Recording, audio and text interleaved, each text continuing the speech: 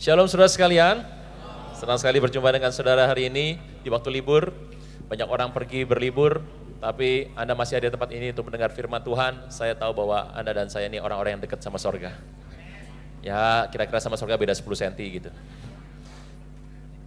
Baik, hari ini kita akan membahas sedikit mengenai sampai nanti setengah 12 setengah break. Lalu akan dilanjutkan dengan coffee break sebentar, nanti 12 kurang 15 kita akan maju lagi. Kita harapkan bisa selesai semua jam 1 supaya setelah itu Anda bisa isi bensin. Gitu. Nah, sebagai Tuhan, mari kita lihat sebentar apa yang Tuhan mau sampaikan hari-hari ini mengenai akhir zaman adalah berita yang sudah sangat sering Anda dengar. Akhir zaman adalah peristiwa yang sudah banyak dibicarakan dan ini sangat klasik sekali. Masih ingat tidak waktu Tuhan Yesus pergi ke kuburan Lazarus 4 hari. Lazarus sudah meninggal. Marta, Maria nangis air mata bercucuran. Dan hari itu Tuhan bilang sama Marta. Marta udah nangis dan Marta bilang, Tuhan kalau engkau ada di sini, Lazarus tidak akan meninggal. Saudara Tuhan, perhatikan jawaban Tuhan Yesus.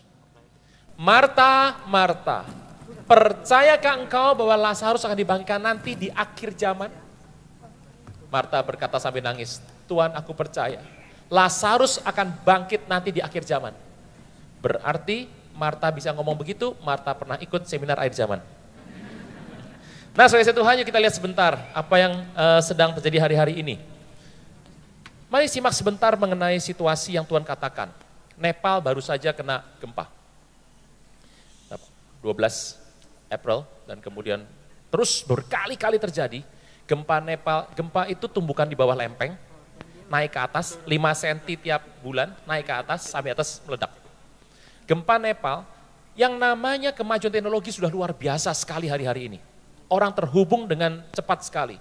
Dan gempa Nepal ternyata pernah diprediksi akan terjadi 2014. Jadi dari 2009 diprediksi 5 tahun terjadi 2014. Tetapi 8 bulan mundur. Anggaplah itu kemurahan Tuhan. Dan begitu des ke atas, sudah langsung kalau Anda baca Detik, Anda baca Kompas, Anda langsung tahu ternyata maju lagi ada prediksi berikutnya dari geologi mengenai lempeng yang sama dengan Nepal akan ada gempa serupa Nepal lagi 4 kali lagi. Anda pasti bertanya dalam hati, Indonesia nomor berapa kan gitu? Dan saya perlu beritahu, Padang, Nias, Sumatera ada di nomor 3. Itu sebabnya saya percaya, Indonesia perlu doa kita. Dan pendoanya kumpul di sini semua hari ini. Nah, haleluya. Nah, saudara saya Tuhan, perhatikan baik-baik. Satu kali Anda pernah mendengar yang namanya matahari gerhana. 20 Maret matahari gerhana. Dan hari itu Indonesia nggak gampang lihat. Nggak gampang lihat. Dan teman bilang sama saya, Pak, kelihatan nggak apa Indonesia Pak? Kami kelihatan di sini. Waduh, saya bilang, enggak Indonesia. Wah, kasihan nggak bisa lihat ya. Saya bilang begini, Bapak Ibu, orang Yahudi itu punya buku yang namanya Tanak. Tanak itu adalah total dari isi dari PL kita.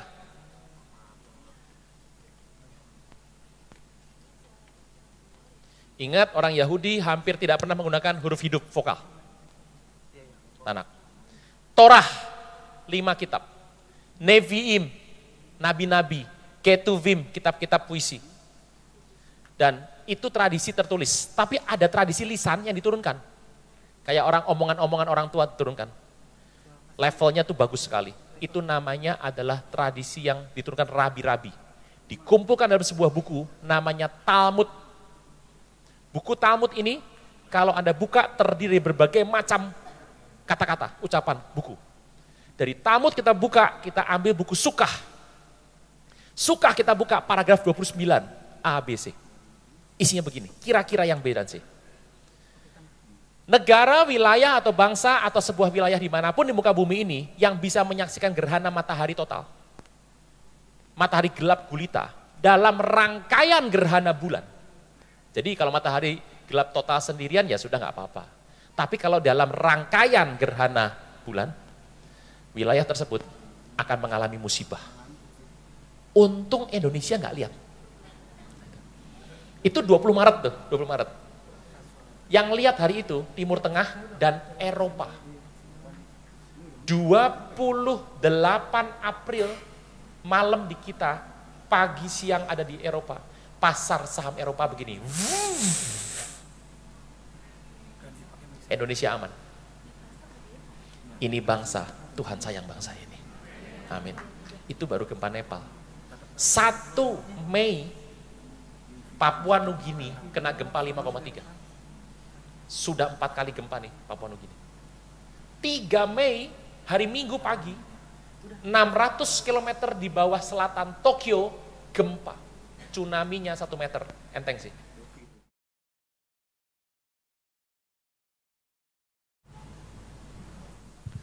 Ini yang luar biasa, apa yang terjadi? Ini di Jepang sekarang sedang dipantau yang namanya kondisi pantai. Mereka bisa tahu gemuruh, kalau ada di pantai gemuruh, itu peluang gempa besar. Tapi memang negara di muka bumi ini tidak terlalu khawatir, karena Jepang adalah negara yang paling siap menghadapi gempa. Saudara Tuhan, ini kok bisa begini sama-sama? Mari kita lihat sebentar apa yang Tuhan katakan dalam Matius ke-24. Matius 24. Ayat 3. Kita akan menonton nanti begitu banyak tampilan, slide, ada juga tampilan video. Matius ke-24. Ketika Yesus ayat 3 duduk di atas bukit Zaitun, datanglah murid-muridnya kepadanya untuk bercakap-cakap sendirian dengan dia. Kata mereka, katakan kepada kami, kapan terjadi?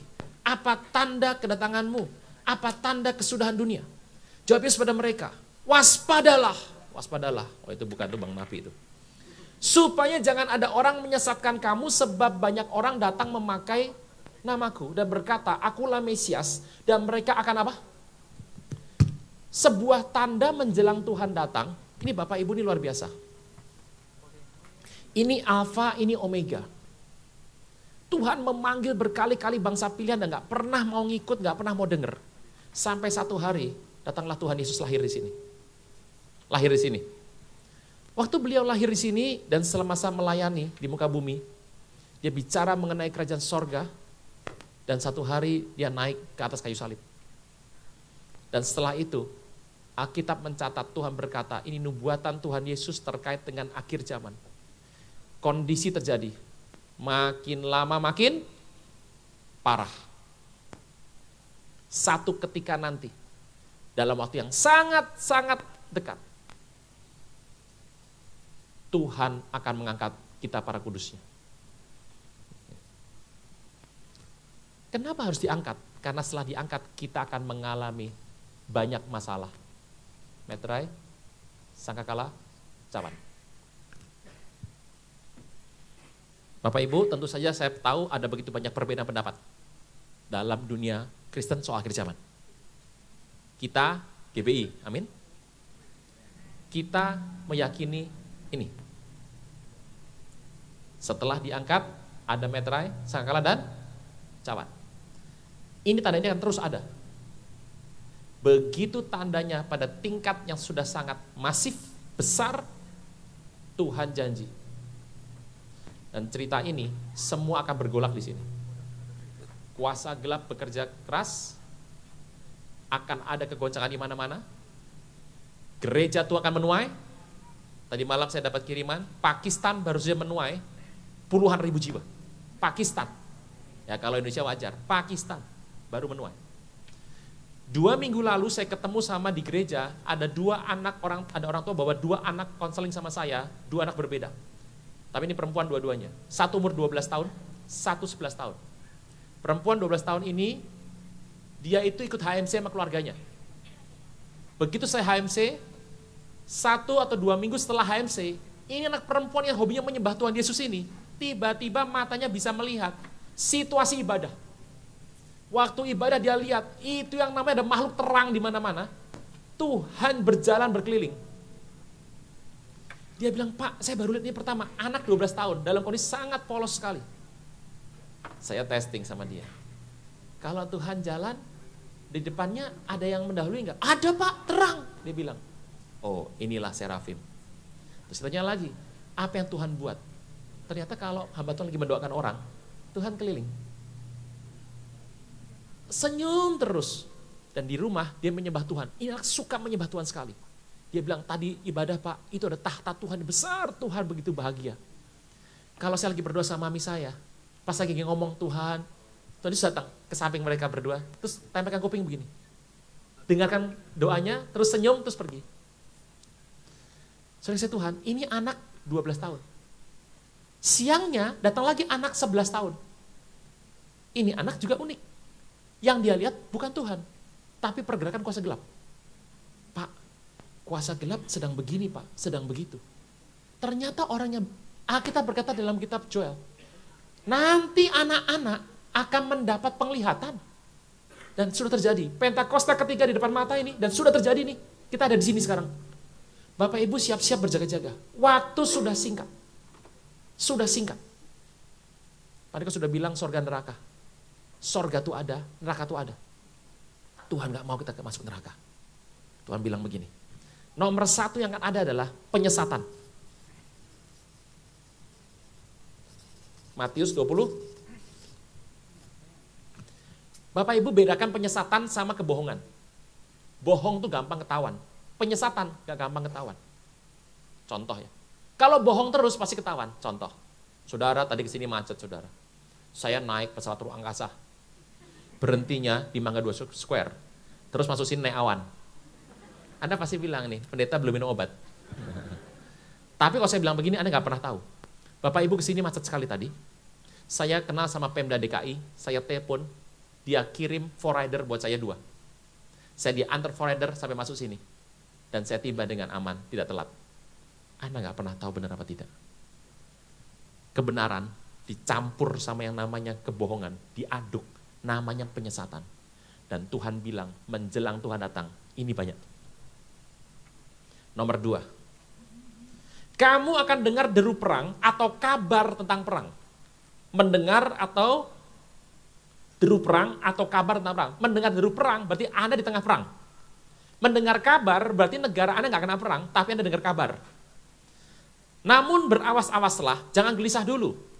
Sebab semuanya harus terjadi, tapi itu belum kesudahannya. Sebab bangsa bangkit melawan bangsa dan kerajaan melawan kerajaan. Perangnya dibagi 2. Yang pertama adalah perang suku, yang kedua adalah perang kerajaan. Bapak Ibu mungkin pernah bertanya, yang namanya Tuhan Yesus pernah mengutus 70 murid, amin. Kenapa enggak 90? Kenapa enggak 50? Kenapa 70? Ini yang suka togel pasang nomor langsung nih. Bertobat loh Anda loh, harus tobat. Saya mau beritahu, mending bertobat sekarang. Kok tiba-tiba ngomong sana Pak? Ya mungkin ada. Kan gitu. 70, kenapa 70? Sesuai dengan tradisi Yahudi, dunia ini dibagi bukan 132 negara dengan 248 bahasa yang resmi.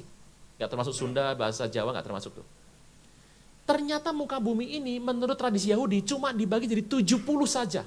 Contoh ya, Indonesia, Thailand, Filipina, Malaysia itu bukan 4 negara, satu suku itu.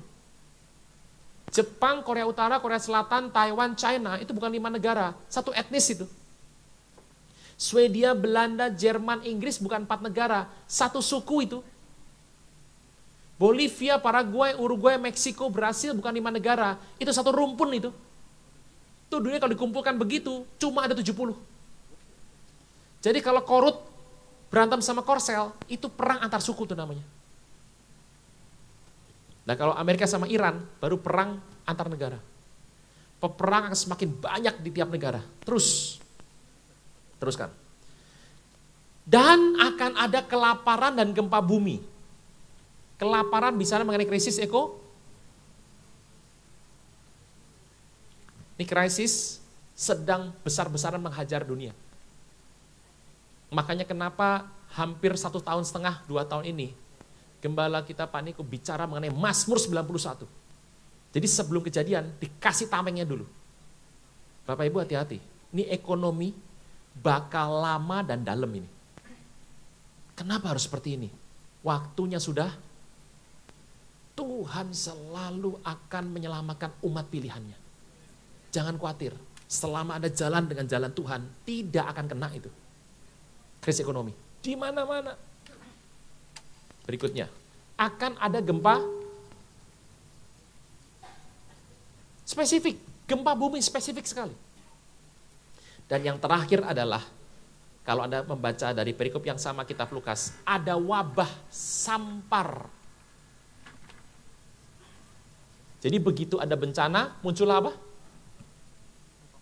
Wabah. Ini yang menarik.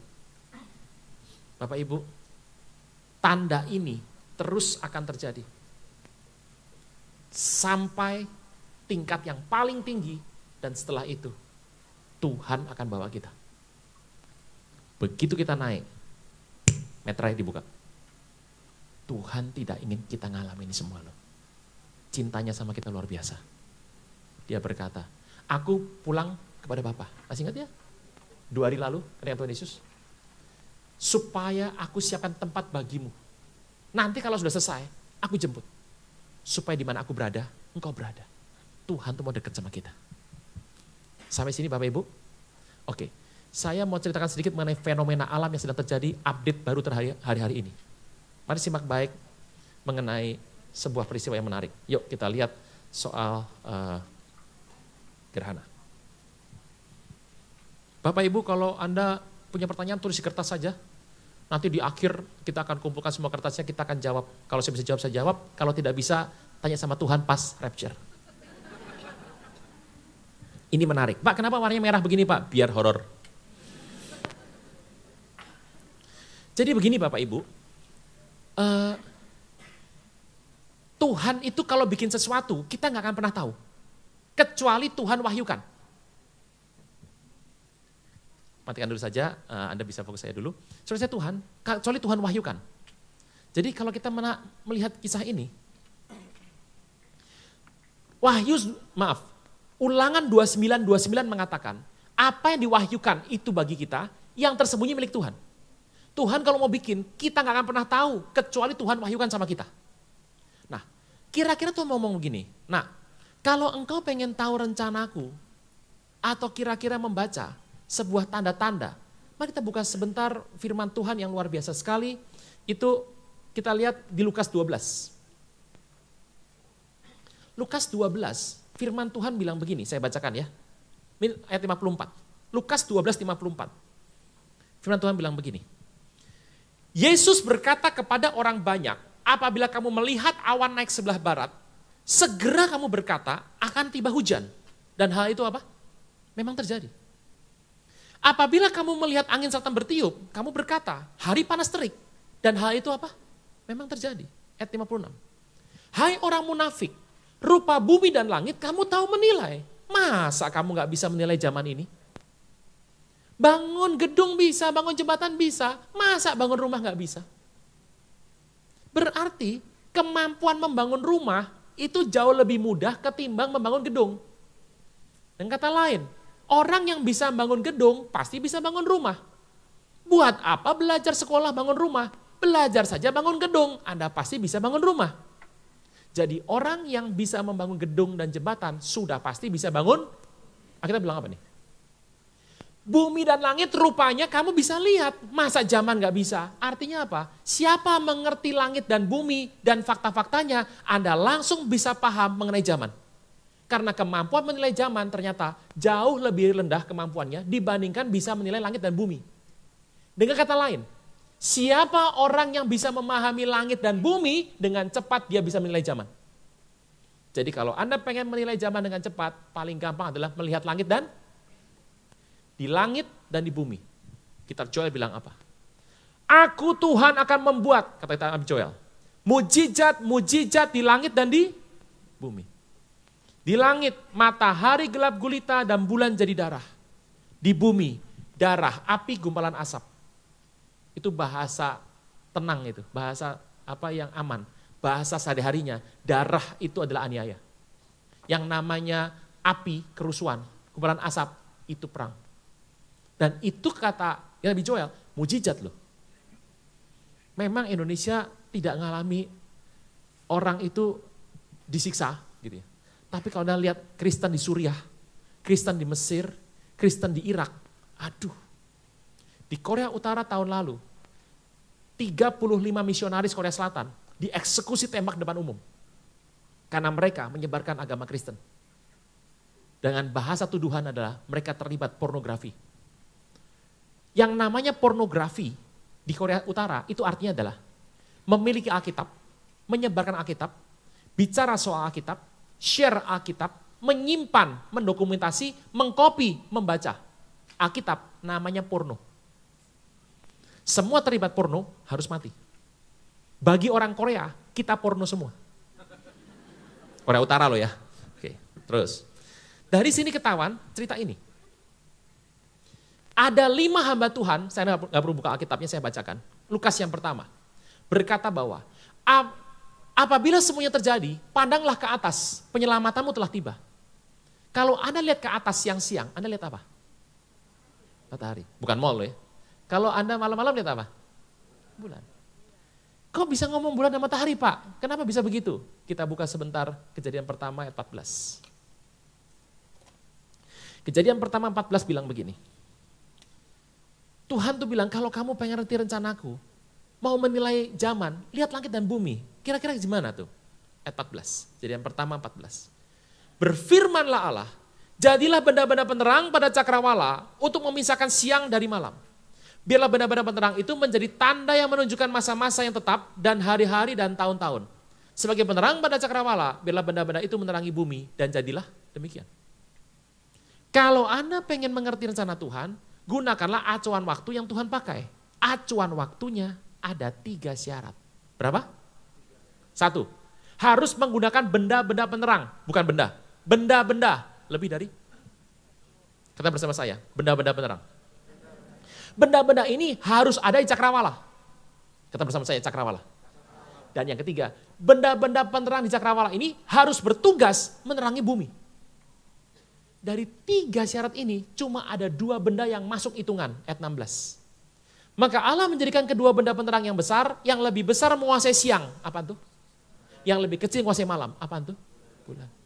Jadi kenapa sih harus lihat bulan dan matahari? Kayak ahli feng shui aja Pak, cenayang. Bukan, Alkitab yang bilang. Ini hikmat. Ini kita lihat sebentar. Joel mengatakan, maka pada hari-hari itu akan terjadi matahari gelap gulita. Bapak Ibu, matahari gelap itu banyak cerita. Malam juga gelap, kena awan juga gelap. Tapi gelap gulita cuma satu kemungkinan. Gerhana matahari total. Dan bulan jadi merah seperti darah. Bulan merah mah sering. Warna kuning lebih sering lagi. Orange sering. Tapi yang namanya gerhana matahari, gerhana bulan total, itulah gerhana bulan merah darah. Ketiga, Kisah 2:20, Petrus bilang apa? Dia berpidato, dia khotbah, 3.000 orang bertobat, dia ngomong apa? Seperti dinubuatkan Nabi Joel pada masa yang lalu, maka pada hari-hari terakhir, hari-hari terakhir itu hari-hari kita nih. Di zamannya Presiden Joko Widodo nih. Sekarang terakhir. Tuhan segera akan, maka matahari jadi gelap gulita dan bulan jadi merah. Tuhan Yesus Matius 24 bilang apa? Setelah siksaan, matahari jadi gelap dan bulan jadi merah. Yang kelima, Wahyu dikatakan. Maka aku melihat anak domba membuka meter yang ke-6 dan aku melihat gempa bumi yang dahsyat, bintang berjatuhan dan matahari menjadi gelap seperti karung rambut. Bapak Ibu, karung rambut, karena rambut orang Yahudi itu hitam semuanya. Rambut orang Gunung Sahari, tergantung salonnya di mana. Dan bulan jadi merah seperti, Bapak Ibu lihat ke depan ini ada 5 hamba Tuhan di sini.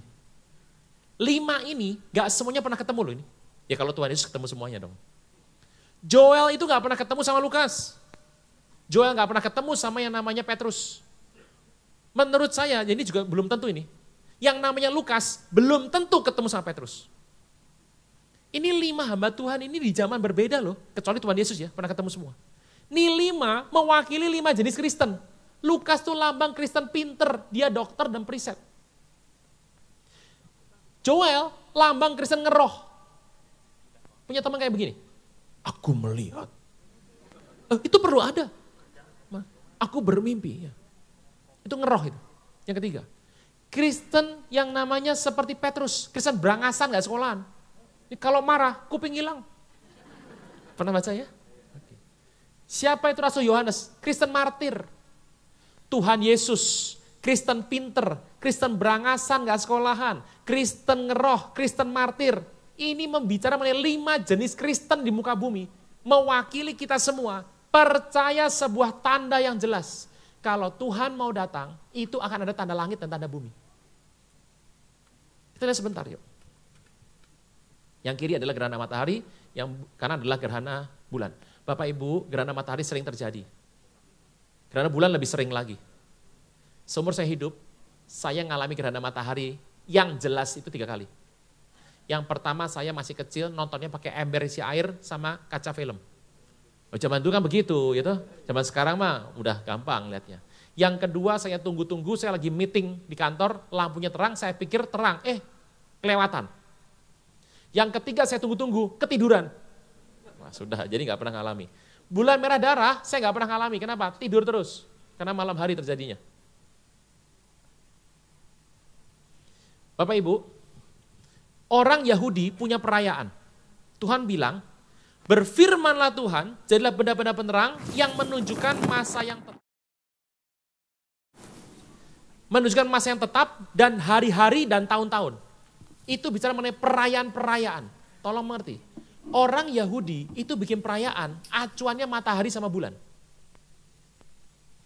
Perayaan orang Yahudi, zaman Musa ada 7. Namanya 7 hari raya perjanjian Musa, Mosaic Covenant. Zaman Tuhan Yesus ada sekitar 11 sampai 12. Zaman sekarang perayaan Yahudi bisa 14. Contoh, perayaan 1, 2, 3, itu merahnya 3, liburnya 4 hari. Nomor 5, itu merahnya 1, libur 2 hari.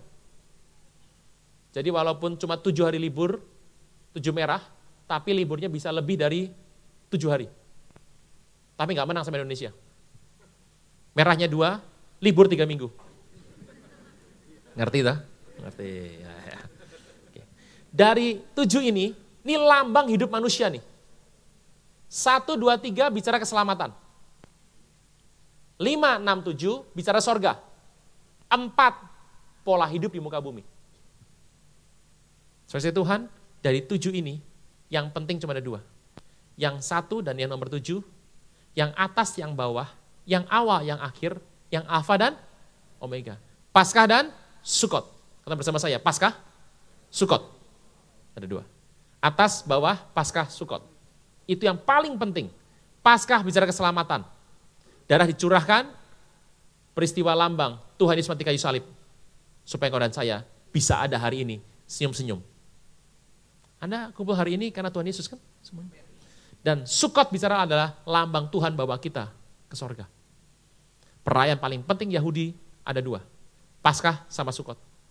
Alkitab tulis, pria Yahudi, Paskah gak hadir, hukumannya mati. Dan seorang pria Yahudi wajib 3 kali setahun masuk bait suci. Yang pertama adalah perayaan 1, 2, 3, bulan Nisan. Yang kedua perayaan nomor 4, bulan Sivan. Dan yang terakhir adalah perayaan 5, 6, 7, bulan Tisri. Sampai sini, kenapa Paskah Sukot itu penting? Yuk teruskan. Bapak Ibu, saya mau bicara mengenai tradisi Yahudi. Saya tidak bermaksud menjadikan Anda orang Yahudi. Tolong ngerti nih, kita sama Yahudi beda. Hidungnya juga beda. Mancungnya sama, arahnya beda. Kita ditebus darah Yesus, amin. Kita ini adalah orang percaya Yesus. Saya tidak ingin jadikan Anda orang Yahudi. Banyak orang pengen jadi Yahudi, kalau saya mah terserah saja. Tapi ingat, kita adalah bangsa yang kudus, imamat yang raja nih. Pak, tapi kenapa kita belajar perspektif Yahudi, Pak? Gini loh ya. Kalau ada orang tanya sama saya, Pak, yang namanya Mangga 2 Square, yang tempatnya ibadah tuh di mana, Pak? Di orang luar kota. Males saya ngomongnya. Gini aja lah, kamu ikut mobil di belakang saya, ikutin saya. Kalau orang itu ikut mobil belakang saya, pasti nyampe ke sini. Kita tuh gak pengen jadi orang Yahudi. Tapi tolong ngerti loh, bangsa ini sama Tuhan itu punya perjanjian. Dan semua cerita mengenai Tuhan mau buat di muka bumi, itu Tuhan wahyukan kepada mereka. Kepada kita juga, tapi ingat ini kitab turun ditulis oleh orang-orang Yahudi. Kalau saya melihat sejarah Yahudi, Ada yang menarik loh. Tuhan berkati kita setiap saat. Lalu? Tuhan berkati kita setiap saat diberkati. Bagi orang Yahudi beda. Saya berikan contoh ya. Tuhan kalau mau memberkati bangsa Yahudi di Alkitab, ada tanggalnya. Contoh. Anda dikasih berkat keselamatan mah, selamat dari kecelakaan, selamat dari maut, tiap hari itu tersedia tuh. Tinggal teriak nama Yesus beres semuanya. Orang Yahudi beda. Contoh ya, Bahtera Nuh terombang-ambing 5 bulan. Itu Anda bilang, wah Nuh mah selamat ya. Kalau ada jadi Nuh, deg-deg plus itu. Ya kalau surut, kan Nuh gak pernah tahu kapan surutnya. Dia makan gandum, makan jelai. Itu kalau sampai habis, ayam disikat. Hari ini kita gak makan pacamke. Kalau saya jadi Nuh, babi saya sikat. Anda gak bakal makan cingtu paikup. Gak bakal. Ada cacai semuanya, beneran. Untung Nuh gak makan kambing semuanya, dimakan, enggak. Begitu selesai surut. 17 bulan Abib, bulan Nisan, bahteranya mendarat di pegunungan Ararat. Tanggal berapa tadi? 17 bulan? Nomor 3.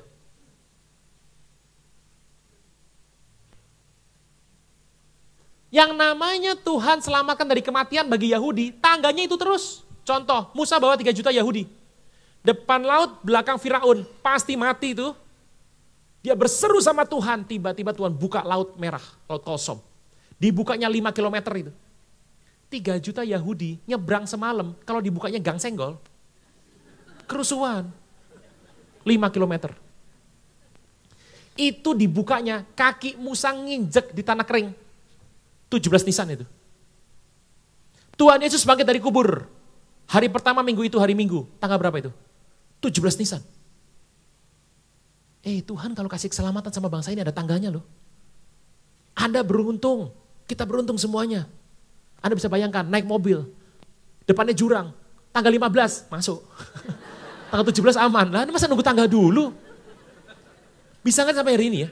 Kita mau belajar tradisi Yahudi, kita mau belajar tradisi Yahudi, tapi kita tidak pengen jadi orang Yahudi. Ini hati-hati nih Bapak Ibu. Nomor 2, Tuhan kalau sama kita panjang sabar. Tapi Tuhan sudah mau bicara hari-hari ini, cepet nak balik nak, melayani. Jemaat melayani, pekerjaan ini kurang, ayo melayani. Saudara saya Tuhan, tangkap nih baik. Tuhan kalau marah sama bangsa Yahudi, ada tanggalnya. Anda boleh cari orang Yahudi, tanya sama dia. Orang Yahudi tidak mungkin bikin acara tanggal 9 bulan Av. Av itu kira-kira Juli Agustus. Tanggal ciong itu. Gak bakal. Tumpengan, selamatan, sangjit, gak bakal lamaran, pesta ulang tahun, pesta nikah. Gak mungkin 9 bulan Av. Bulan Av pun gak mau. Karena Tuhan setiap kali bikin satu izin supaya bangsa ini dihukum. Karena menolak Tuhan, tangganya selalu 9 bulan Av. Yang pertama. Bait suci yang pertama dihancurkan Nebukadnezar tahun 586 sebelum Masehi, tanggalnya 9 bulan Av. Bait suci kedua dihancurkan Jenderal Titus anak Kaisar Vespasian, Juli tahun 70, tanggal Yahudinya 9 bulan Av. Perang dunia pertama gara-gara seorang pangeran dibunuh di Sarajevo.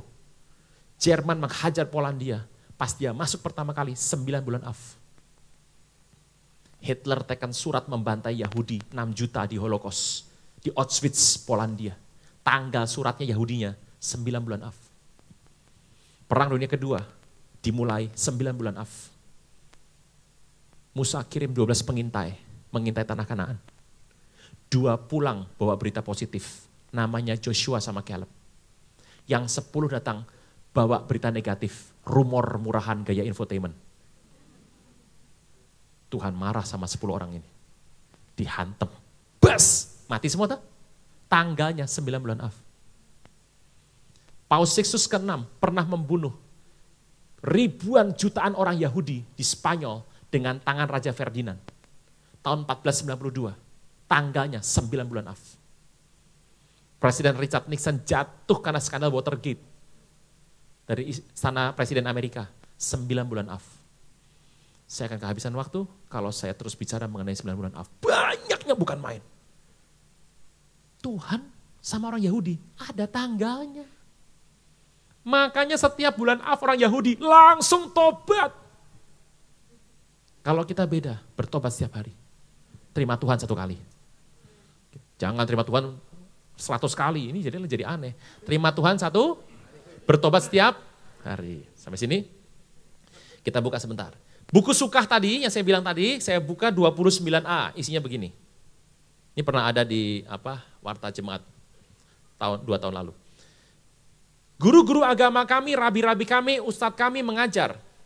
Apabila matahari itu gerhana, tanda buruk bagi seluruh dunia. Yang ngomong bukan kita loh ya, ini ngomong adalah buku Yahudi. Apabila matahari gerhana, tanda buruk bagi penyembah berhala. Bapak Ibu, bagi orang Yahudi, kita semua penyembah berhala. Bagi orang Korea Utara, kita semua? Nah itu dia.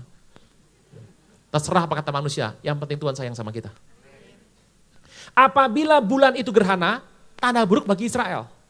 Karena Israel diperhitungkan dengan bulan, dan kita Kristen penyembah berhala diperhitungkan dengan matahari. Jadi kalau ada gerhana bulan, yang menderita adalah Israel. Kalau gerhana matahari, yang menderita adalah orang Kristen di dunia. Jika gerhananya di timur, tanda buruk bagi yang tinggal di timur. Jika gerhana di barat, tanda buruk bagi yang tinggal di barat. Jika di tengah-tengah langit, artinya di timur tengah gitu maksudnya, di daerah timur tengah Israel, tanda buruk bagi seluruh dunia. Jika wajah gerhananya itu merah seperti darah, sebuah tanda bahwa perang, pedang akan datang atas dunia. Jika gerhananya seperti karung rambut atau hitam, artinya panah kelaparan atau krisis ekonomi akan mendera dunia.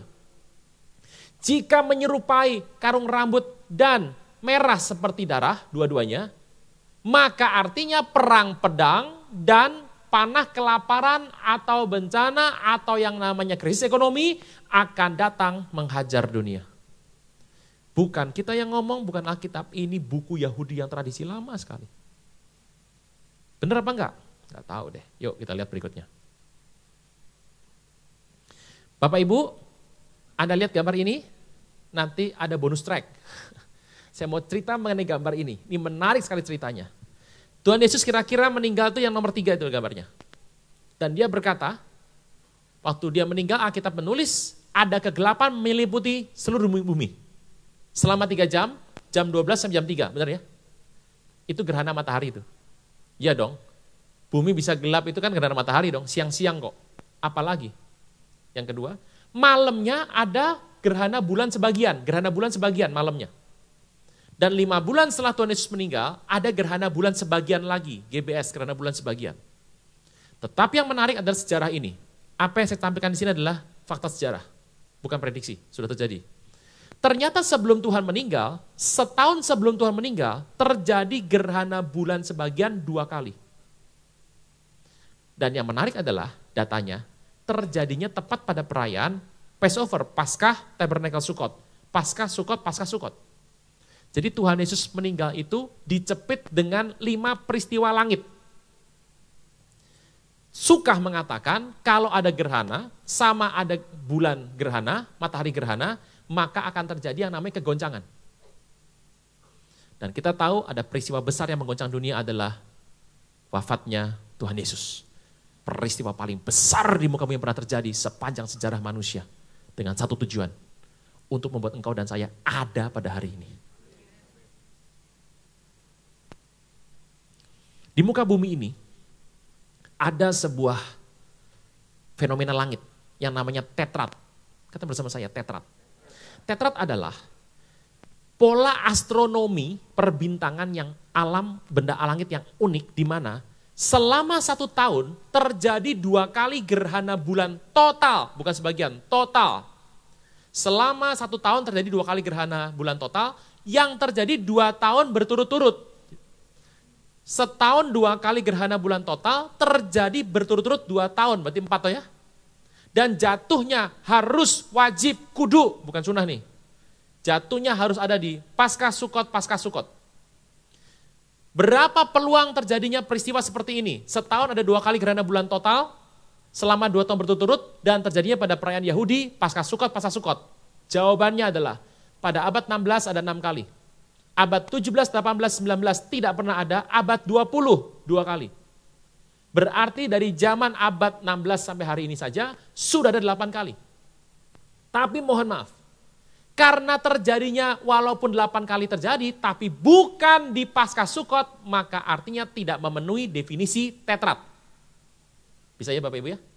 Jadi kalau saya mau ulang sekali lagi adalah, ternyata tetrat itu adalah peristiwa yang tidak pernah terjadi dari zaman Adam sampai zaman Joko Widodo. Tapi terima kasih loh kepada NASA dan kemajuan teknologi yang luar biasa. Terima kasih kepada hamba Tuhan bernama Pastor Mark Bliss, orang pertama yang menyadari ini.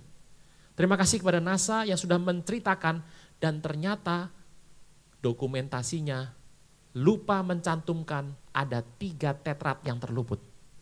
Ternyata dari abad 16 sampai sekarang pernah terjadi tetrat yang lupa dicatat.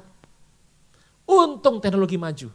Alkitab dan Daniel berkata, semua dimeteraikan. Di akhir zaman akan dibuka pada saat ilmu pengetahuan akan semakin naik. Kita lihat daftar tetrat yang luput dicatat. Apakah betul terjadinya bersamaan dengan peristiwa darah? Baris pertama. Bapak Ibu, dari 1478 sampai 1495, Paus Sixtus di Vatikan bicara sama Raja Ferdinand di Spanyol dan Ratu Isabella. Ferdi, kamu tahu nggak? Yahudi di Spanyol banyak banget, kaya raya semuanya, tajir melintir. Kalau kamu nggak kendalikan mereka, kamu bisa dikudeta sama mereka. Kamu tolong kasih kebijaksanaan yang benar. Ferdi bilang, Paus, apa yang saya harus lakukan? Suruh mereka pindah agama dong. Suruh mereka jadi orang Kristen. Supaya bisa dikendalikan oleh kita. Kalau nggak mau gimana? Usir keluar dari Spanyol. Kalau nggak mau, bantai mereka. Dan setelah berkali-kali ditanya, mau pindah agama nggak? Nggak. Lahir as a Jew. Mati as a Jew. Nggak mau pindah. Anda tahu bahwa orang Yahudi yang menjadi Kristen, itu dianggap sebagai orang Kristen. Gitu. Jadi agak disingkirkan gitu. Kalau kamu nggak mau, bantai. Dan 1492, habis kesabaran Raja Ferdinand. 1492, dibantailah Yahudi besar-besaran. Yang kabur keluar Eropa, semuanya kabur. Dan sejarah mencatat, setelah pembantaian itu, tahun berikutnya terjadi tetrat 4 kali. Jatuhnya Paskah Sukot, tanggalnya yang atas itu. Ternyata Sukah benar. Bapak Ibu, saya tidak akan bicara mengenai doktrinnya dulu, saya bicara mengenai fakta. Akhir zaman tuh enak kalau ngomong sekarang. Faktanya banyak, tafsir sedikit. Kalau zaman dulu, tafsir semua, faktanya dikit. Pokoknya hari ini Anda akan melihat yang namanya kutak-katik gatuk. Dan gatuknya gatuk semua, gitu loh. Nomor 2, di kutak-katik ketemu.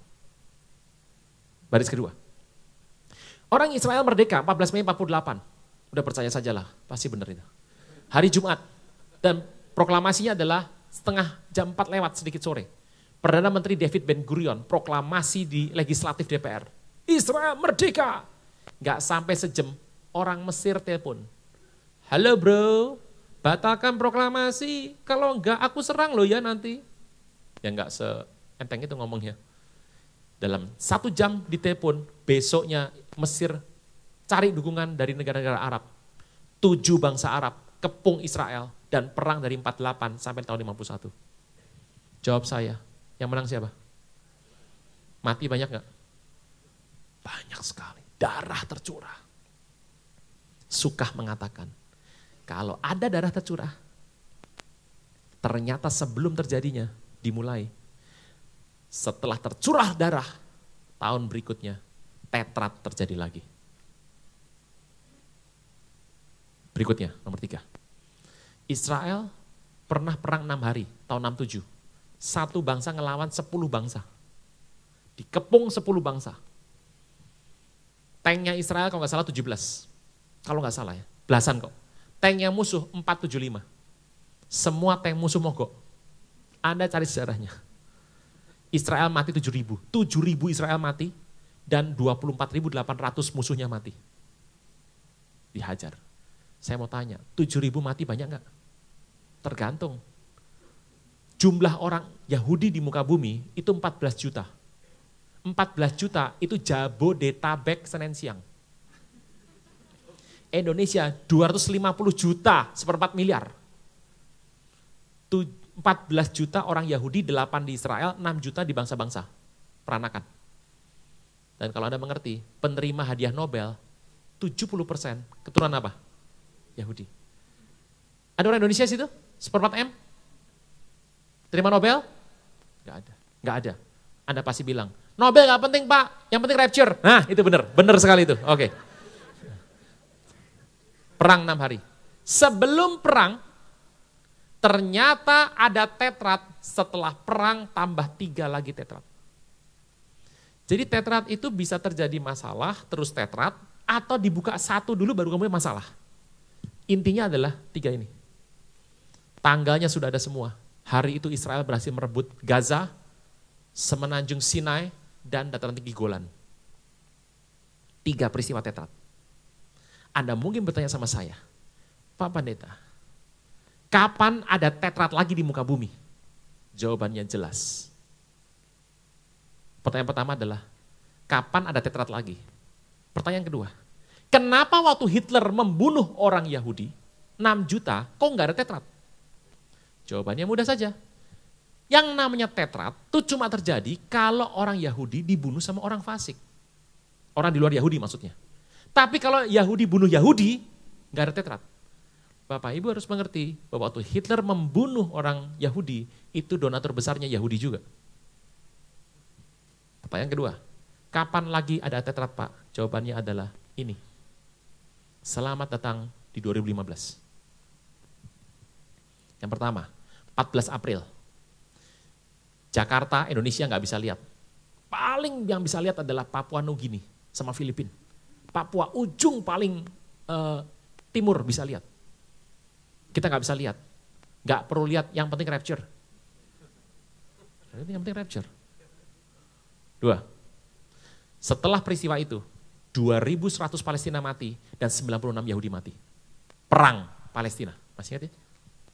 Terjadi lagi 8 Oktober.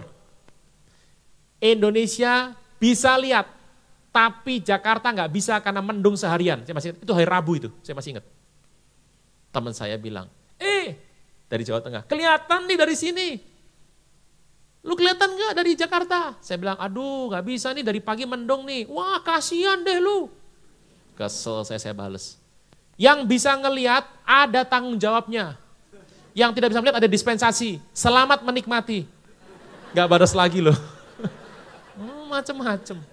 Setelah 8 Oktober, Anda mendengar Ebola merebak.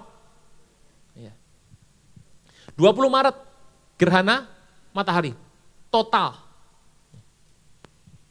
Dan tidak lama kemudian, saya sudah cerita tadi, 4 April 2015, gerhana bulan lagi. Ekonomi Eropa, goyang-goyang. Anda mau kemana sekarang? Milan, Praha, Anda mau kemana? Spanyol, Yunani, malingnya banyak yang bukan main. Saya pernah cerita di tempat ini. Dulu ada film, Eiffel, I'm in love. Katanya kalau ngomong cinta di Menara Eiffel, pasti diterima sama perempuannya. Kenapa? Perempuannya sibuk lihat-lihat, wah indah ya, aku cinta, iya, terima gitu. Eiffel bagus, masih megah, tapi udah kumuh sekarang. Bener, Anda kalau kesana kumuh sekali sekarang, aneh sekali.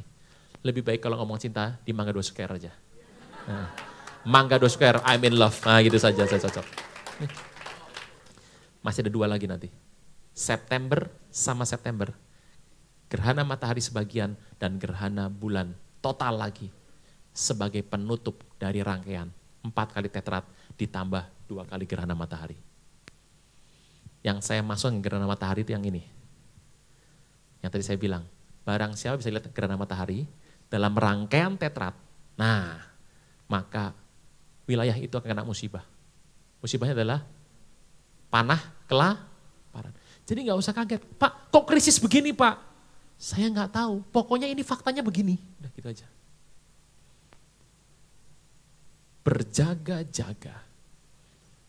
10.000 rebah sebelah kanan Anda, 1.000 sebelah kiri. Orang yang duduk dalam lindungan yang maha tinggi, bermalam dalam naungan yang maha kuasa, akan berkata, Tuhanlah perlindunganku. Beri kemuliaan buat Tuhan Yesus. Yuk kita lihat sebentar. Pak, ini kegoncangan terus ada. Jangan takut. Kegoncangan ini akan membuat banyak orang mulai kembali sama Tuhan. Dan inilah kesempatan Anda dan saya dipakai Tuhan untuk menuai Pentakosta ketiga. Pak, peristiwa apa yang kira-kira akan terjadi Pak hari-hari ini? Ini yang penting. Seumur-umur bumi ini, peristiwa 4 kali tetrat, itu ya masalah banyak. Tapi ini 6 kali Pak, peristiwa apa yang ada? Yuk kita lihat sebentar, peristiwa 5 kali tanda alam. Tahun 70, tentara Romawi menghancurkan bait Allah Yerusalem. Dan setelah itu, yang kuning itu penghancuran bait suci. Ternyata waktu bait suci dihancurkan, itu dibuka dengan 3 kali peristiwa alam loh.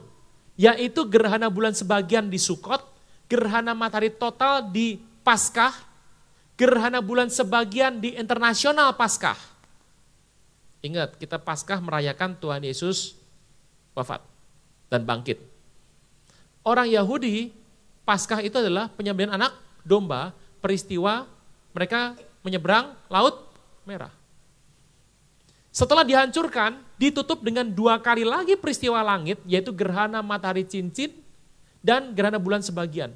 Ternyata peristiwa besar terkait orang Yahudi, entah kenapa.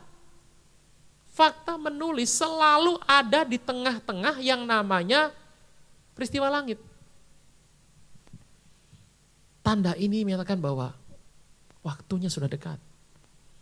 Berjaga-jaga, banyak berdoa. Kalau nggak terlalu penting, yang nggak penting-penting jangan diurusin. Itu adalah bicara mengenai tanda-tanda ini. Sampai sini bisa Bapak Ibu? Nah, saya mau kembali sebentar mengenai penyesatan. Banyak orang bertanya, Pak, sampai di mana level penyesatan yang sekarang ada? Yuk kita lihat sebentar. Kita buka sebentar Wahyu. Paling enak kalau bicara akhir zaman itu kitab Daniel, kitab Wahyu, dan tentu saja Matius 24 tadi, Wahyu 13. Sebelum ke sana saya mau baca dulu dari 1 Yohanes dulu sebentar. Setelah kita 2. 1 Yohanes 2 ayat 18.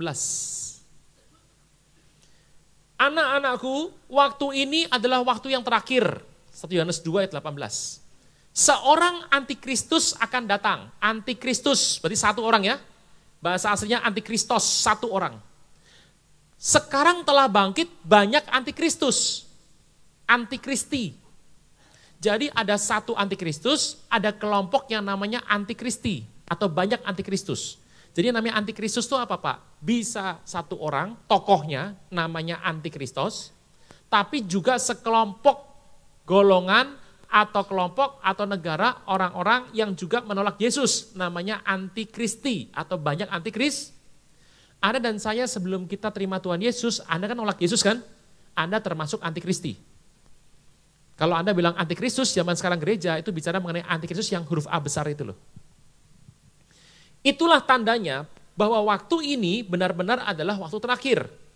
Jadi bergeraknya antikristus dan antikristi adalah tanda waktu ini benar-benar waktu terakhir. Memang mereka berasal dari kita, tapi mereka tidak sungguh-sungguh termasuk pada kita. Jadi kelihatannya jelas sebab jika mereka sungguh-sungguh termasuk pada kita, niscaya mereka bersama-sama dengan kita. Tapi hal itu terjadi supaya menjadi nyata bahwa tidak semua mereka sungguh-sungguh termasuk kita. Jelas banget nih, diulang berkali-kali nih. Jadi jelas banget antikristi atau antikristos kelihatannya adalah orang Kristen dan atau Yahudi. Karena dikatakan oleh Yohanes dari kita, tapi bukan kita sebetulnya.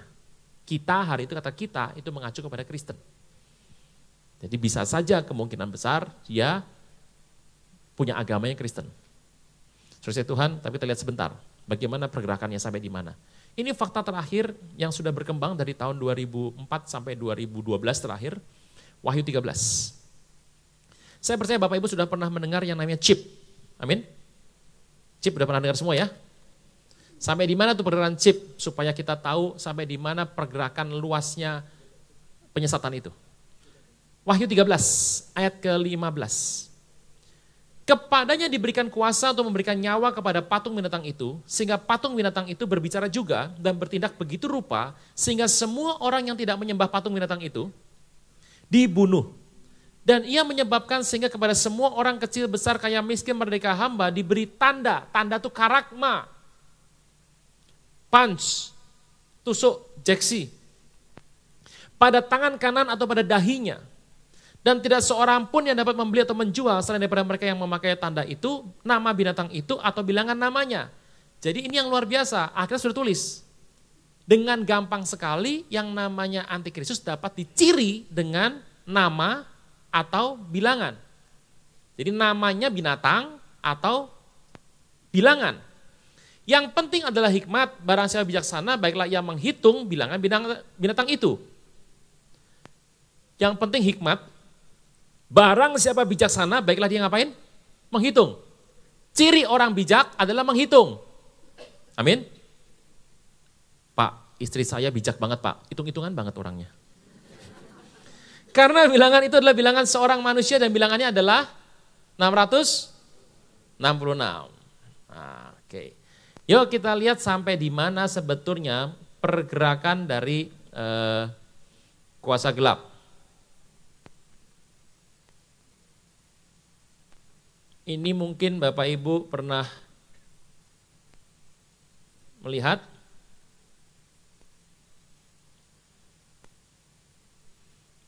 Mungkin pernah melihat, saya akan ulang sebentar. Perkenalkan Profesor Kevin Warwick, tokoh paling terkenal dalam dunia chip. Dan dia sekarang juga masuk membantu di bagian cloning. Dan dia berkembang sekali. Sekarang tuh orang kalau cacat, makanya gini, kenapa sih kok Tuhan tiba-tiba menggerakkan kita untuk bicara kesembuhan ilahi? Pasti ada maksudnya tuh. Karena setelah ini, begitu 2006, kan awal tuh kalau nggak salah Paniku tuh 2006, 8 Agustus 2006 tuh start di Bandung pertama kali untuk bikin HM Crusade. Tidak berapa lama kemudian, dunia mencanangkan teknologi yang tidak bisa membunuh orang. Artinya gini, orang nggak bakal mati. Nggak butuh Tuhan. Itu dunia. Contohnya, kalau ada yang matanya buta, dikasih chip, kasih kamera, bisa lihat hitam putih. Lumayan. Kalau tangannya potong, di ujungnya dikasih apa? Dikasih chip, disambung tangan palsu, bisa begini. Jadi kalau kakinya putus, sekarang disambung pakai chip, dibuat kaki palsu, bisa gerak. Lumayan bisa gerak. Artinya gini, dunia mau menyatakan Tuhan tuh nggak perlu. Mengerikan sekali. Dan ini adalah satu orang yang terlibat di dalamnya. Saya tidak tahu apakah dia sadar apa tidak, saya tidak mengerti. Tapi yang pasti dia adalah seorang orang Kristen. Dari University of Reading di England. Yang dia pegang itu adalah chip tahun 98, yang panjangnya masih 1,8 cm. Panjang juga, 1,8 cm. Tapi sekarang perkembangannya itu sudah mencapai setengah dari beras, yang terakhir adalah sebesar pasir. Kan lihat gambarnya nanti. Itu kalau Anda lihat chipnya, itu ada bagian kiri atas, itu kan ada airnya itu, kelihatan ada airnya itu. Jadi chip itu ada cairannya dalamnya. Masuknya cepat sekali, hanya dibutuhkan waktu sekitar 5 detik nggak sampai. Kita kan nonton sebentar mengenai filmnya. Saya akan terjemahkan filmnya, ini pernah Anda nonton mungkin di masa lalu.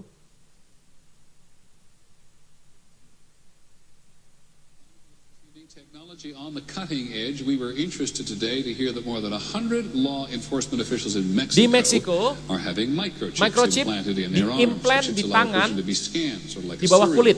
Tujuannya supaya Anda bisa mengakses publik. Ini alat yang sangat penting untuk mengatasi kejahatan di dunia. Ini sosialisasinya diambil dari film Hollywood, Beautiful Mind. Ini 2001 filmnya. Ada chip di set dalam tubuh, sangat tinggi, high tech. Dan ini di Meksiko pertama kali dipasarkan. Ini Jaksa Agungnya Meksiko sudah pakai di tangan dia. Apa tujuannya? Supaya orang bisa gak diculik, karena banyak orang diculik di Meksiko. Supaya Anda bisa mengakses publik juga. Dia mau semua orang Meksiko pakai. Hari itu harganya masih mahal, 40 juta. Sekarang sudah gratis. Dan besarnya chip itu cuma sebesar ini. Ini generasi kedua ini. Grain of rice, sebesar butiran beras. 5 detik saja. Mudah sekali. Langsung masuk. Ya. Anda dapat 16 digit angka. Dan ini akan membuat Anda bisa akses publik. Ini Scott Silverman, Presiden Direktur dari perusahaan yang membuat Applied Digital Solution. Sangat aman, gak ada yang bisa ngambil fasilitas Anda. Chip ini menggunakan teknologi RFID yang namanya jualnya adalah very cheap. Dipasangnya di binatang. Semua arowana di muka bumi sudah pasang. Dan Opa ini gak mau kalah sama anjingnya, dia mau sehati, dia pasang juga. Di tengkuk yang ada lemaknya supaya tidak cepat pecah.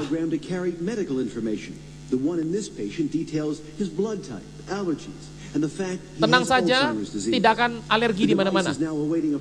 Chip ini membuat Anda tidak perlu KTP, tidak perlu ATM, tidak perlu paspor bahkan nanti kelak, dan masuk rumah sangat aman sekali, hands-free. Chip ini sekarang pakai GPS, Global Position System. Anda tidak bisa lari kemanapun. Kalau ada tentara pakai dia mati, body jenazahnya bisa ketahuan ada di mana.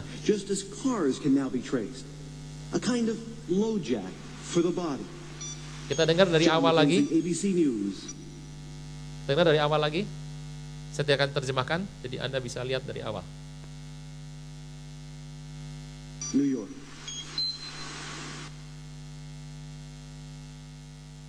Finally from us this evening, technology on the cutting edge. We were interested today to hear that more than 100 law enforcement officials in Mexico are having microchips implanted in their arms. The chips allow a person to be scanned, sort of like a cereal box at the supermarket checkout. In Mexico, this will be one more tool in the fight against crime. Here's ABC's John McKenzie. You've seen it before, right out of Hati-hati dengan film Hollywood. Tempat orang disosialisasikan seperti ini. A hidden high-tech identification tag. They're the access codes to your job spot. Now, Mexico's Attorney General and 160 of his deputies have had microchips implanted in their arms to control access to the country's new criminal investigation center. It is to provide access, said the Attorney General, to the right people in exclusive areas where there is valuable, sensitive information. The microchip, the size of a grain of rice, is injected under the skin and gives off a low-frequency radio wave. A scanner reads each chip's identification number to verify an official's security clearance. The microchip is tamper-proof, it's secure. Ini no film one can take 2004 your semuanya, microchip 11 tahun and yang use lalu. it to their advantage to gain access to your facility. The chip, developed by Applied Digital Solutions, is similar to those used in the U.S. to identify and return runaway dogs. In humans, it can have several uses. Little stick. The chips can also be programmed to carry medical information. The one in this Chip patient ini membuat details semua his blood data type, kesehatan. allergies, and the fact he has Alzheimer's disease. The device is now awaiting approval from the Food and Drug Administration. Some researchers are developing microchips for use in the home, so that wearing one can turn on lights and open doors. Gak perlu cap jari, gak perlu pin, gak perlu password. Is developing an implantable chip with a global positioning system to track people miles away, whether kidnapped or lost. Yang diculik Just as bisa ketangkap cars semuanya, can now be aman. traced. A kind of low jack for the body. John McKenzie. Oke. Nonton yang kedua.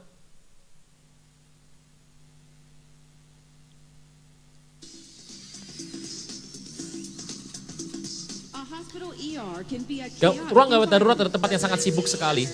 Di sana pasiennya koma, gak bisa cerita alerginya apa, obatnya apa, masalahnya apa, dia gak bisa cerita.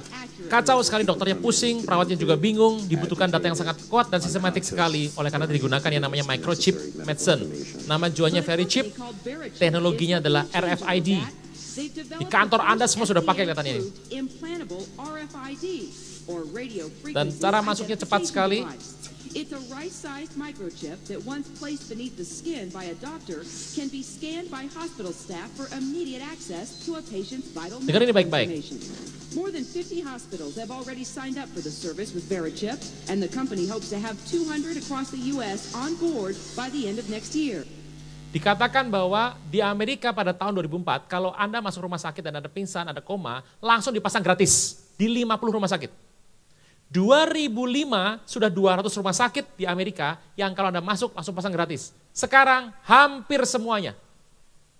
Makanya kenapa iblis langsung jaganya di bagian kesehatan? Karena yang namanya kesehatan gak mungkin ditolak oleh manusia.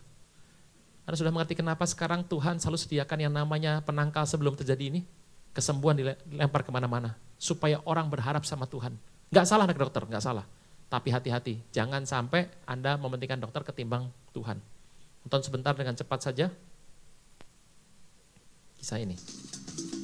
A hospital ER can be a chaotic Bisa besarkan sedikit? where doctors and nurses have the challenge of treating critically ill patients both quickly and accurately. People come in demented, agitated, unconscious. They're unable to give us the necessary medical information. But a company called Verichip is hoping to change all of that. They've developed the first FDA-approved implantable RFID.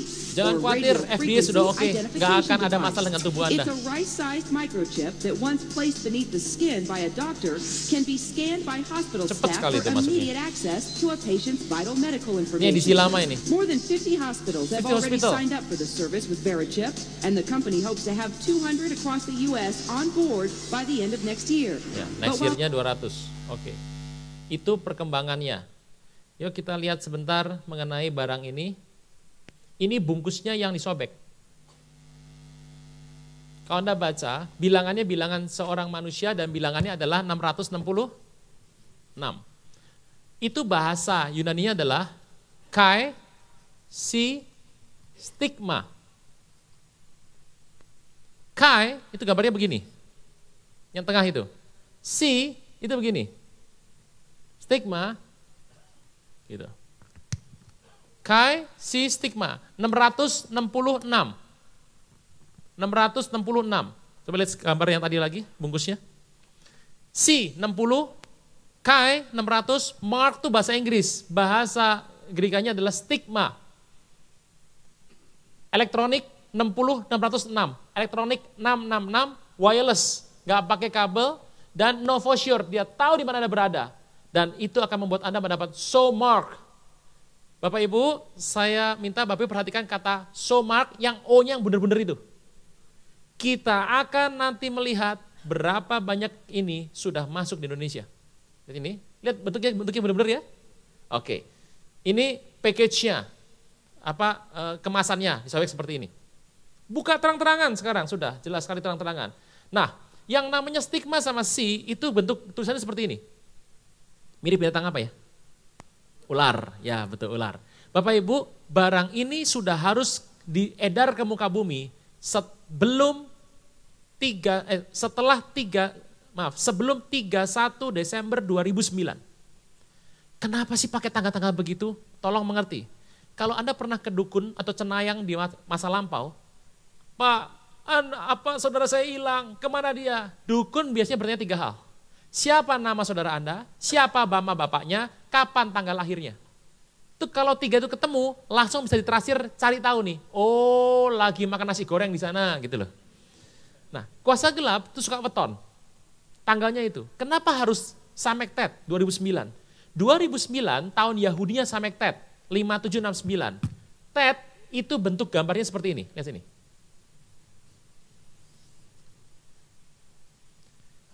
Kok nggak jelas nih gambar apa Pak?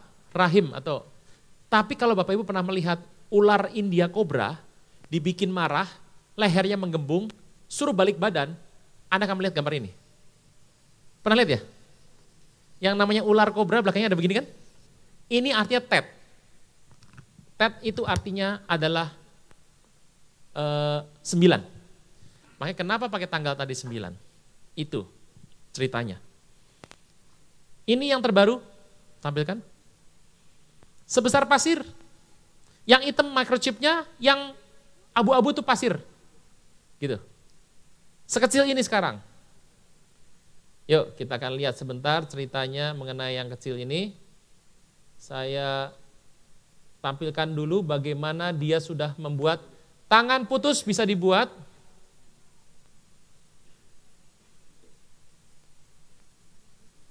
Nah, disambung pakai chip, bisa gerak-gerak gitu nanti. Nih tangannya, jadi dia pakai chip bisa ngikutin tangannya. Tidak terlalu mudah. Jadi kalau tangan dia gerak, bisa ikut gerak gitu tangannya. Ini sekarang yang namanya ngengat dipasang juga untuk penyerbukan.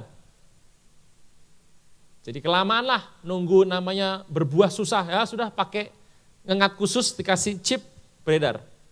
Ini bikinan nih. Gitu. Bikinan. Nanti saya akan kasih nyamuk bikinan. Seru, sampai sekarang seru. Oke, sudah ada semuanya. Yuk kita lihat sebentar, ini yang menarik, yang terbaru. Ini adalah yang beredarnya dibuatnya ini, di California pada tanggal sekian.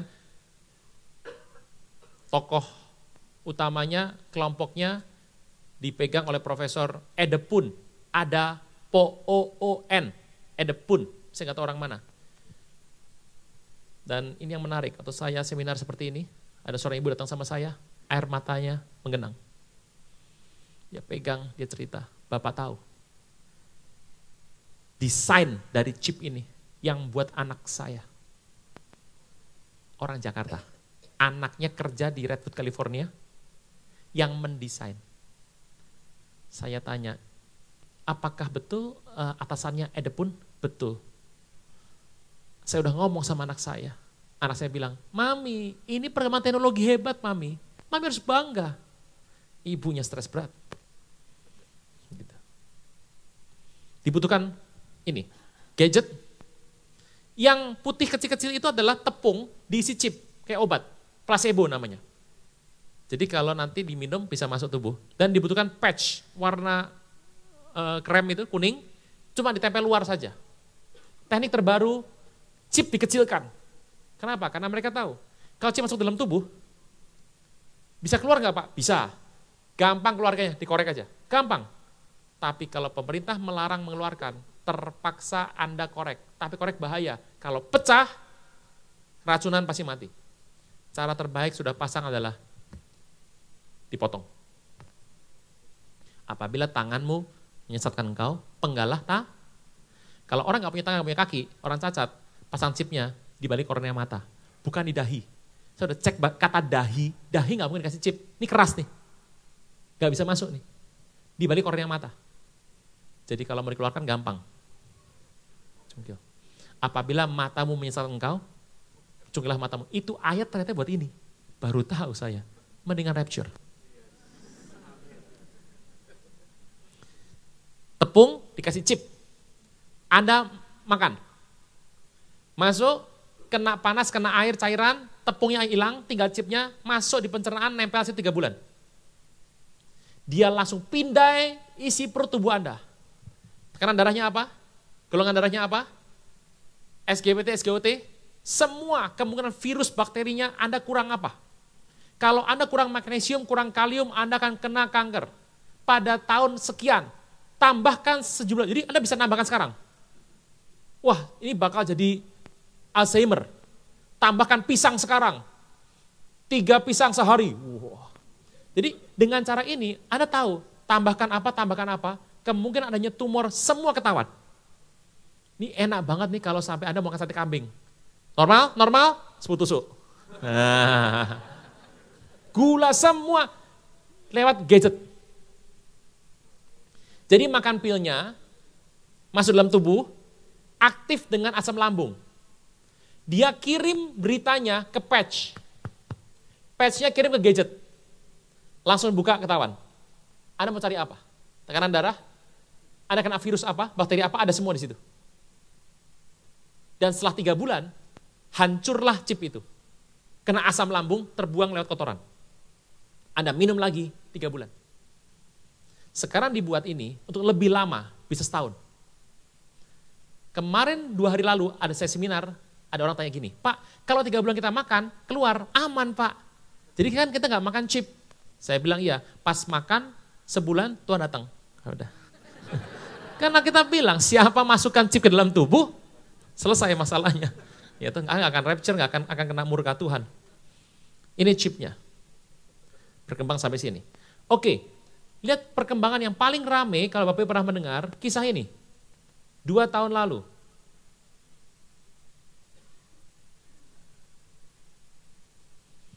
Bapak Ibu masih ingat nggak yang namanya kedubes Amerika sedunia tutup pada tahun 2013. 17 hari. tutup semuanya. PNS Amerika sedunia tidak buka, shutdown, tutup semua. Gara-garanya adalah Obama punya program, bagus, diserahkan ke DPR. Di DPR-nya, Partai Demokrat sama Republik berantem, nggak mau teken. Karena nggak teken, gaji pegawai nggak keluar, PNS sedunia yang orang Amerika, se-Amerika plus di dunia, tutup 17 hari. Nah, usulan Obama yang diberikan itu, ada sebuah usulan yang namanya Obamacare. Ini kalau di Indonesia ini adalah kira-kira BPJS gitulah. Soal kesehatan, sama-sama. Tapi ini beda maksudnya. Jadi yang diusulkan adalah supaya semua orang Amerika tuh ditanggung asuransi. Kesehatannya diatur sama negara. Bagus lah? Nah ini. Dan ini gagal diterapkan pada tanggal itu. Tanggalnya menarik. Lihat sini.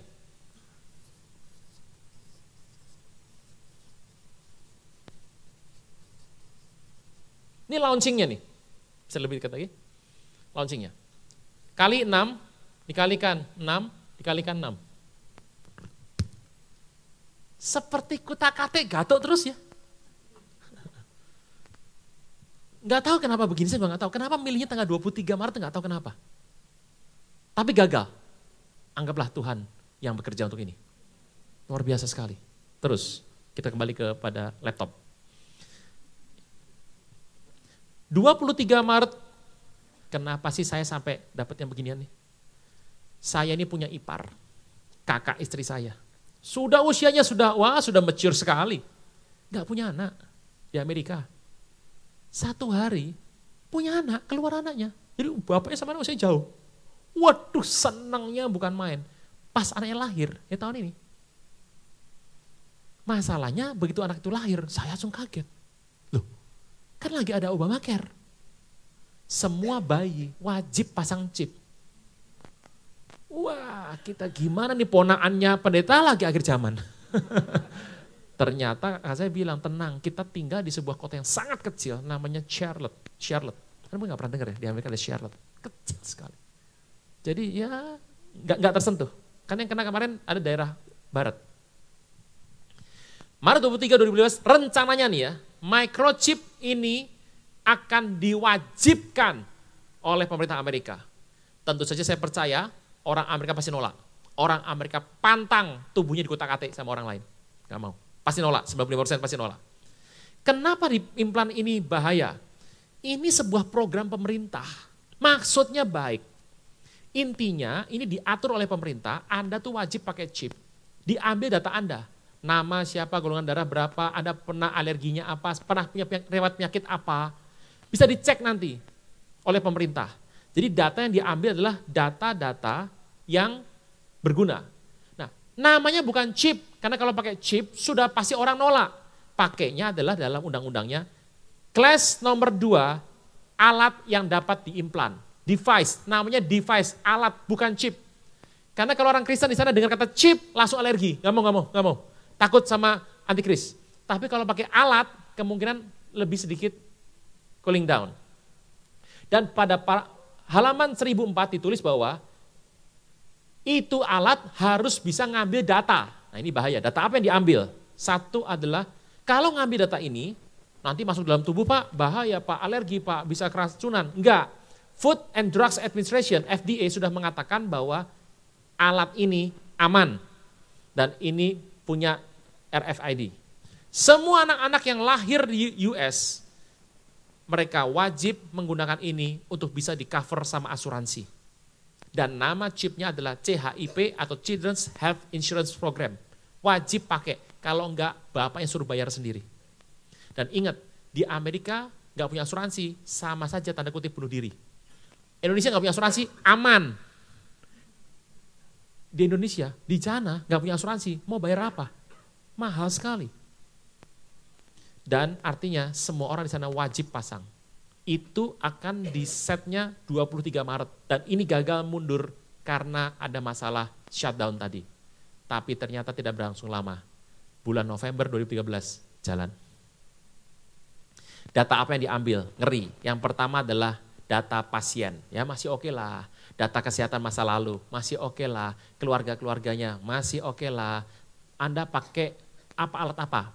Jantung, Anda pakai yang ginjal transplantasi, oke. Tapi yang paling parah adalah data yang nomor 19 itu loh. Semua catatan-catatan dan data lain yang dipandang penting oleh pemerintah. Itu berarti bisa semua data. Paling gak enak hidup itu kalau terima proposal, ada biaya lain-lain. Gedung sekian, multimedia sekian, dan pengeluaran tak terduga lain-lain. Banyak banget lah itu. Ini, datanya ini dan data-data lain yang dibutuhkan pemerintah. Nah ya semua toh.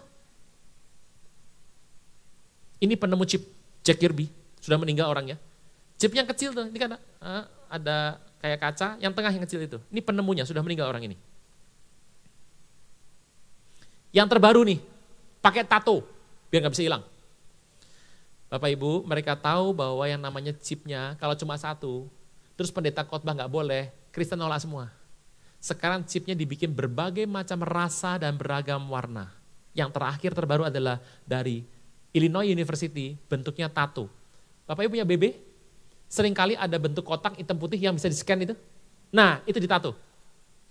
Saya punya pertanyaan sebetulnya kepada John R. Rogers. Kalau sudah tua keriput gimana? Nggak ada yang jawab tapi. Gini. Jadi ini chip seumur hidup. Tato nggak bisa dihapus. Ada tato nggak bisa dihapus. Kecuali pakai teknik-teknik terbaru zaman sekarang. Ini adalah flyernya, brosurnya. Chip for Children. Coming to school near you. Datang ke sekolah, mendatangi sekolah-sekolah di dekat Anda. Coba lihat yang kena bulan November 2013, sudah pakai anak kecil. Di Wyoming, Nebraska, Montessori, Illinois, di bawah ada Florida paling bawah, Golden Hay. Itu sudah pasang, di bagian barat. Kita lihat dipasangnya di banyak tempat. Kita lihat siapa pendukungnya. Banyak, termasuk ada sebuah gereja di sana yang menyediakan lahan parkirnya sebagai tempat pemasangan chip. Kok gereja setuju Pak? Karena tidak banyak orang paham. Indonesia ini seru nih akhir zaman. Surga neraka seru kita. Anda tahu di sana, gereja isinya tua-tua semua. Anak mudanya dugem. Anak muda hati-hati. Lebih baik Anda melayani Tuhan di tempat ini. Lihat di sebelah kiri atas, free. Anda tahu arti free bagi orang Indonesia? Serem tuh. Itu mau tuh Missouri. Coba lihat yang free di bawahnya ada lambang ya. Lambang ini tuh. Missouri chip atasnya ada yang G itu loh. Ya, G. Itu sponsor besarnya. Anda tahu siapa tuh G? Great Architect of the Universe, arsitek besar muka bumi, bukan Tuhan. G itu adalah lambang dari Freemason, kelompok dunia besar yang sekarang sedang menguasai dunia. Tuh, di Nebraska Freemason, Chip Identification Program, chip. Ini surat wajibnya. Ini di SMA, wajib pasang anak-anak SMA. Dan pasti ditolak, anak SMA gak suka dimasukin chip, gak suka mereka, nolak mereka gak suka. Kalau nolak gak apa-apa, jangan buru-buru, pakai yang paling gampang dulu. Bapak Ibu selama gak masuk tubuh aman ya. Semua teknik yang kita pakai, semuanya udah pakai begini. Semua, termasuk kartu kredit Anda, semua sudah. Tapi jangan khawatir, pakai saja. Asal jangan masuk tubuh. Ini penyesatan pelan-pelan nih.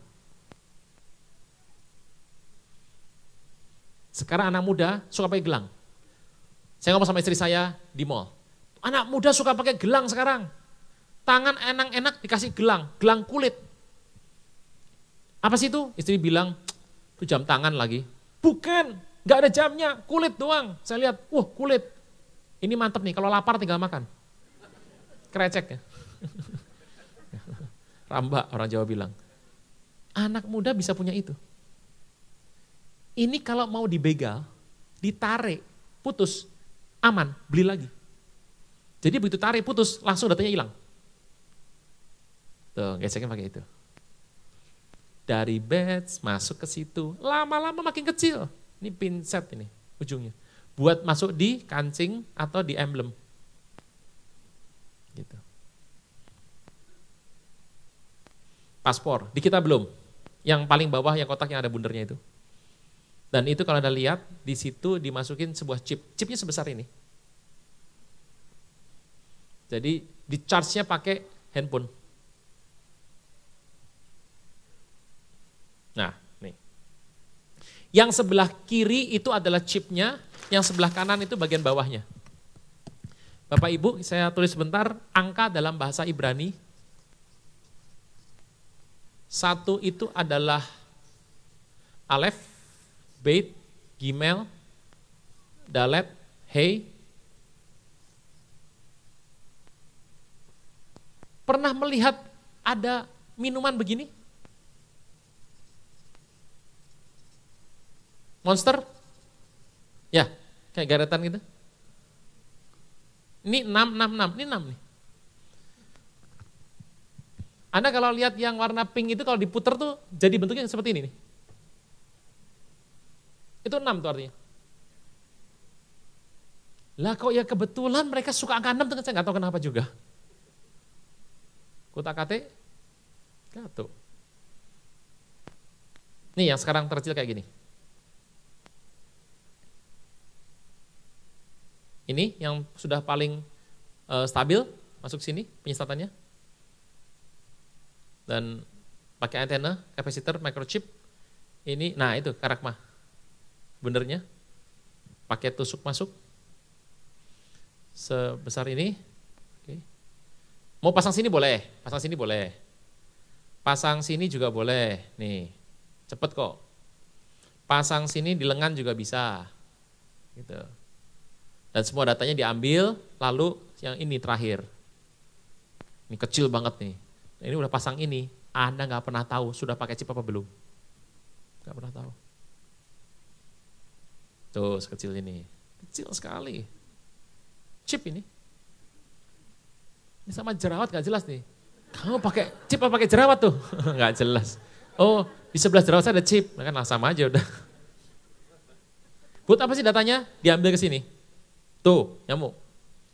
Itu udah kecil, nyamuk kecil sekali nih. Dia bisa sedot darah Anda, cari orang yang namanya Aruna, sedot darahnya. Lewat cari Aruna, nggak ada, udah rapture kok. Gitu. Kecil sekali itu, dibuat. Dia akan cek, yang belum pakai chip siapa? Udah ada ini. Semua data akan dikumpulkan di sini. Tinggal ketik nama situ. Mau cari saya di mana ketik, Aruna Wirjologito, enter, hang. Udah rapture orangnya, nggak ada. Cari ketik seluruh pengerja jemaat GB Gunung Sahari. Hang semuanya. Gitu. Sudah rapture. Ini datanya ada di sini. Di Belgia, di sebuah kota, ibu kota bernama Brussels. Nama binatang atau bilangan namanya. Ini nama binatangnya nih. Di sini ada sebuah gedung bentuknya kayak gini. Salib dipatahkan. Salib dipatahkan. Nama gedungnya adalah Bella Monster. Supaya di kepala anak muda semuanya tidak ada penolakan, maka jangan lupa film-film terbaru hari ini dan semua novel-novel menggunakan nama Bella sebagai nama yang diterima luas. Masih ingat seorang perempuan cantik punya 2 pacar? Yang satu adalah kelelawar, satu lagi adalah anjing. Gitu. Orang aja bilang kampret sama anjing. Film, tahu film itu ya? Tahu? Yang kalau di Indonesia ada film juga, Ganteng-Ganteng Sri Kaya. Nah itu dia. Itu perempuan cantik pacarannya sama kelelawar, kampret sama anjing. Gitu. Kalau mau cari pasangan, datanglah GB Gunung Sahari, ibadah yang rutin di tempat ini. Tuhan kasih yang sesuai nanti. Bella namanya, Monster Building. Ini di Brussels. Itu yang paling atas yang bundar itu, letak komputernya. Gedung ini adalah markas Uni Eropa. Di bagian ujungnya gambarnya seperti ini. Gedung lama ini. Dan kemudian kalau Anda lihat dengan baik, Pak apakah ini antikris? Ini antikristi. Di gedung ini cuma ada 1 gambar yang diperbolehkan, patung dengan 1 gambar diperbolehkan, gak semuanya boleh. Perempuan bugil naik binatang.